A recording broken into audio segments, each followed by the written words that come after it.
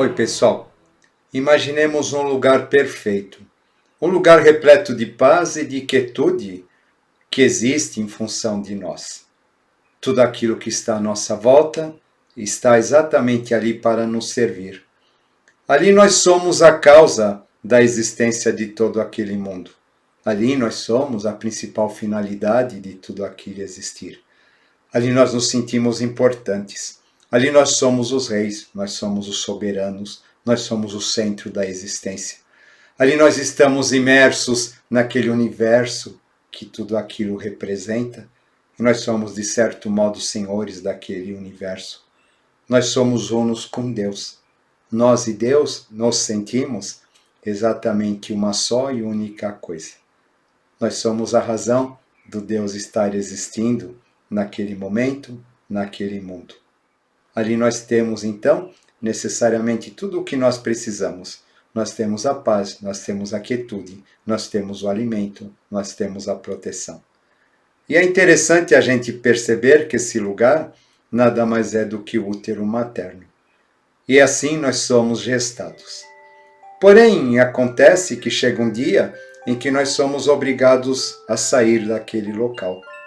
E a partir do momento em que nós sentimos a dor do ter que abandonar aquele local, a partir do momento em que a gente vai ser obrigado a respirar por nós mesmos, a nos alimentar por nós mesmos, a partir do momento em que a gente vai tentar ver a luz e a luz vai ofuscar os nossos olhos, o ar vai queimar as nossas narinas, o barulho vai ser muito incômodo, as pessoas vão ser muito grandes, a gente perdeu a nossa proteção, então a gente vai sentir frio, a gente vai sentir calor, a gente vai sentir o toque das pessoas, coisas que nem sempre serão agradáveis. Uma série de sentimentos de medo, de incapacidade, eles vão ser disparados naquele momento. Como nada é sem sentido na natureza, todos esses desencadeares de emoções que ocorrem no momento em que a gente nasce, eles têm a finalidade de fazer com que todos os nossos princípios, todos os nossos programas relacionados à biosobrevivência sejam ativados naquele momento. Porém, essa dor da chegada ao mundo acaba sendo para nós muito marcada e acaba sendo presente durante toda a nossa vida. Essa dor de impotência, essa dor de incapacidade perante o inevitável. Por que eu fui expulso daquele paraíso? Por que eu tenho que enfrentar esse mundo cheio de dores, cheio de sofrimentos? Por que eu tenho que lidar com a minha própria impotência? A partir desse momento, começa o nosso processo evolutivo. A partir do momento da nossa primeira respiração nesse plano, a partir do momento em que nós sentimos toda essa dor do abandono e essa dor da separação com aquele mundo com o qual nós nos sentíamos unos e nos sentíamos perfeitos. Essa dor vai acabar dando origem a uma série de mitos.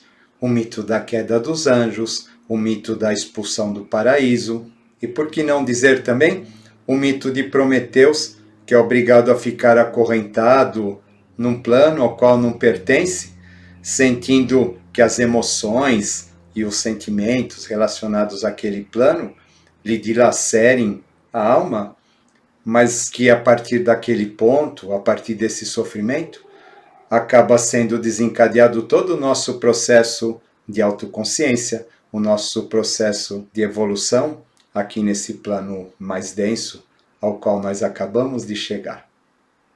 Esses mitos todos, eles falam de uma só e única coisa, da dor da separação.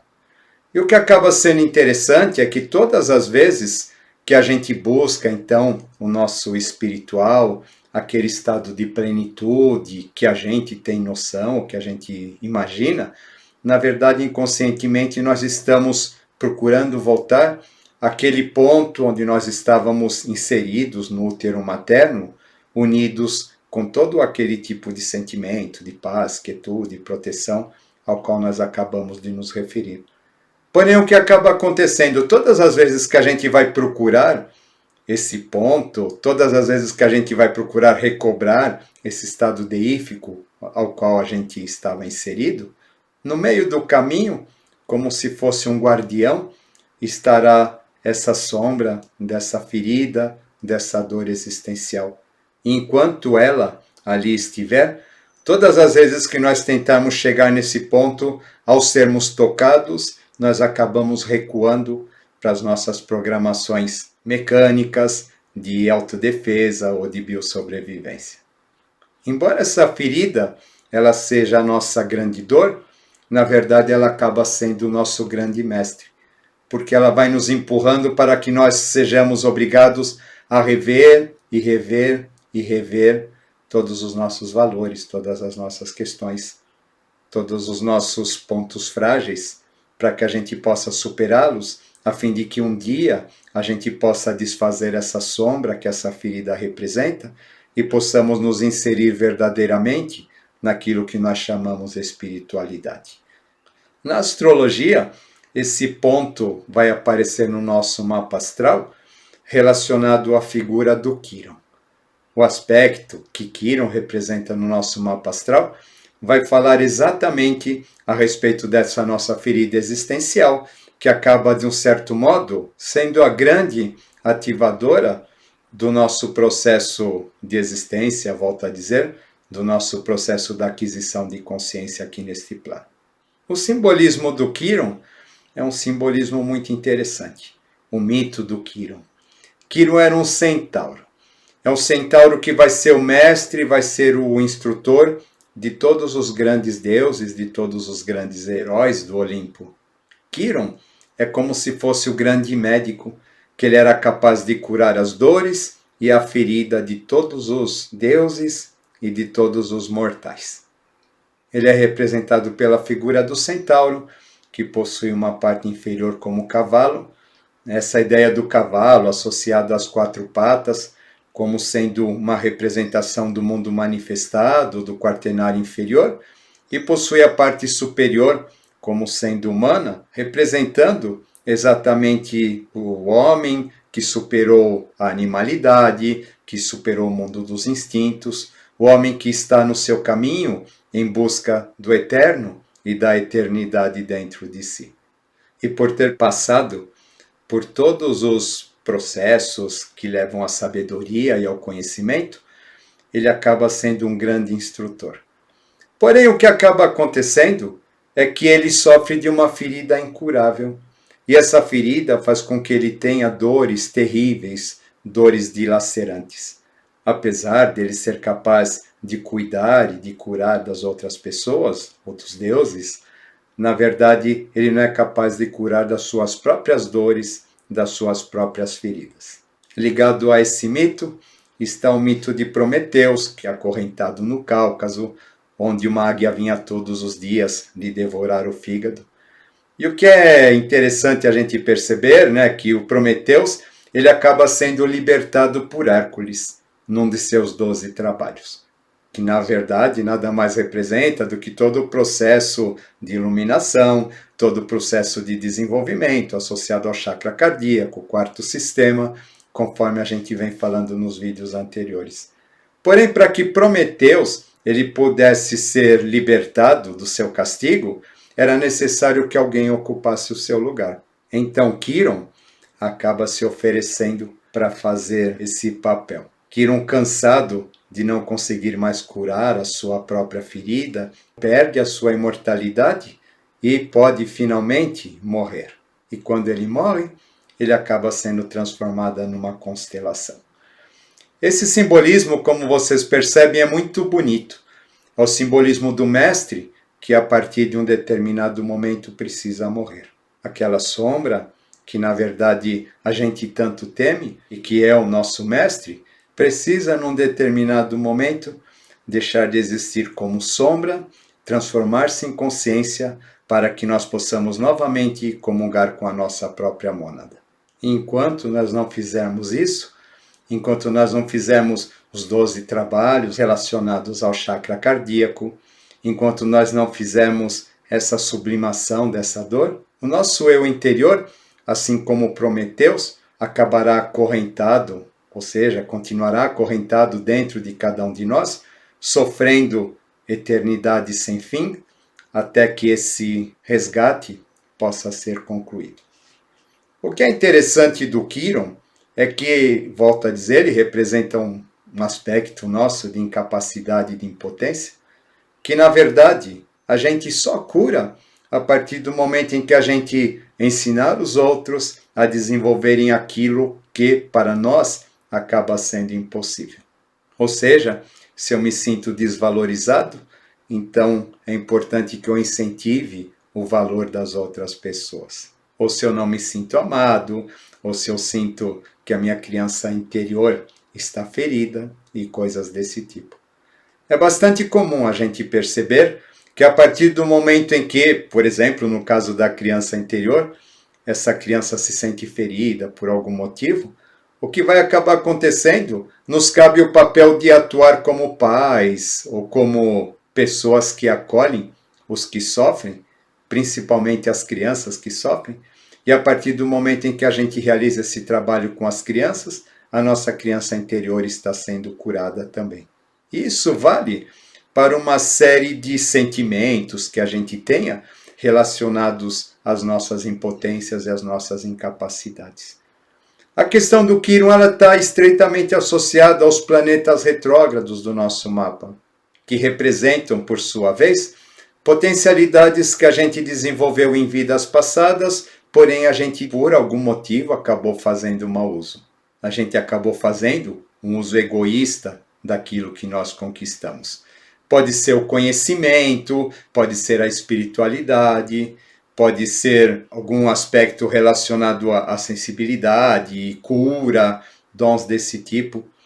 O que acaba acontecendo a partir do momento em que a gente se esforçou e conseguiu alguma coisa, e no momento em que nós conseguimos aquilo, nós acabamos sendo egoístas, nós acabamos nos esquecendo dos outros, nós acabamos dizendo assim, façam como eu fiz para conseguir o que eu consegui. Nesse exato momento, a gente acaba, de um certo modo, sendo desprovido daquele dom que a gente recebeu. Talvez isso não aconteça numa vida, né? Mas, com certeza, nas vidas posteriores, esses aspectos eles vão ser assinalados nos nossos mapas como planetas retrógrados. E que isso vai significar? Vai significar o seguinte, olha, aquilo que você não tem, você precisa doar primeiro para que depois você possa ter.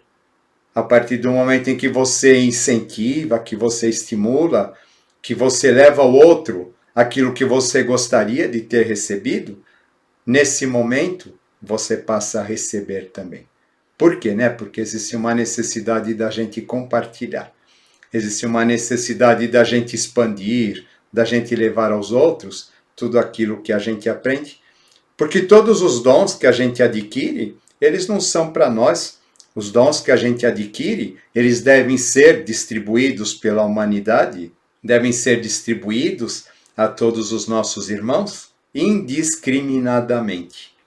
A gente não pode fazer o julgamento, esse merece, aquele não merece, porque amor medido é amor negado. E acaba sendo uma prova bastante difícil para nós, porque a gente tem que assumir a nossa impossibilidade, a nossa incapacidade, e a gente tem que dar ao outro aquilo que a gente gostaria de ter recebido. E que no fundo, a gente sabe que teve um dia, porém a gente acabou perdendo por questões que talvez a gente não tenha consciência de um modo mais racional, mas porém a gente traz dentro de nós uma consciência ou uma lembrança emocional de tudo isso. Aqui está todo o nosso grande desafio. Volto a dizer, o Quiron é um sentimento de impossibilidade, é um desafio perante algo. Quando as pessoas elas resolvem galgar a espiritualidade, quando elas resolvem talvez assumir cargos em grupos e coisas desse tipo, sem perceber, elas estão se confrontando com o próprio Quiron. Porém, o que acaba acontecendo? Esse Quiron, volto a dizer, a partir do momento em que a gente chega até ele, a gente é empurrado novamente para o nosso passado. A gente vem dizendo aqui no canal muitas vezes, né, que todas as vezes que nós nos sentimos inseguros, nós temos uma tendência em voltar ao nosso passado. Então, diante disso, todas as vezes que nós tocamos o Kiron, nós entramos em estado de insegurança. E aí, ao voltar ao passado, nós temos uma grande tendência em repetir todos aqueles erros que estão assinalados nos nossos mapas pelos planetas retrógrados e coisas desse tipo. Esses erros que fizeram com que a gente se julgasse superior aos demais, que fizeram com que a gente, na verdade, acabasse sendo egoísta demais com aquilo que a gente conquistou e coisas desse tipo, que a gente acabasse não fazendo o nosso trabalho de acolher aquelas pessoas que estão sob nossa responsabilidade, num caso desses, e dar-lhes o melhor possível. Dar-lhes até aquilo que nós não tivemos, mas que gostaríamos de ter tido. O que acaba acontecendo é que, então, na grande maioria das vezes, sempre que as pessoas elas são levadas a algum posto, elas são levadas a algum trabalho ligado a grupos espirituais, elas acabam caindo sempre na mesma armadilha. Elas acabam repetindo sempre a mesma história. Ou seja, imaginando que estão em contato com a divindade, que na verdade representa o futuro, na verdade elas estão apenas reconstituindo, revivendo os mesmos erros do passado. E sem perceber, isso num determinado momento vai acabar desencadeando um sentimento de impotência, um sentimento de estar preso a algo que nunca muda, já que essas pessoas elas ficam presas nos mesmos embates, nas mesmas questões, nas mesmas lutas de poder. E a partir do momento em que essa pessoa ela está presa dentro de tudo isso, a sua impotência e a sua incapacidade em realizar as transformações que efetivamente deveriam ser realizadas, vai fazer com que esse Kiron ele acabe sendo realimentado. E a partir do momento em que ele é realimentado, a gente chega diante dele, a gente volta para trás, e todas as vezes que a gente volta, a gente acaba repetindo sempre a mesma história, em tônicas diferentes, porém, nós acabamos, volto a dizer, tal qual Prometeus, acorrentado numa mesma situação repetitiva. E assim a gente pode ficar vidas e vidas.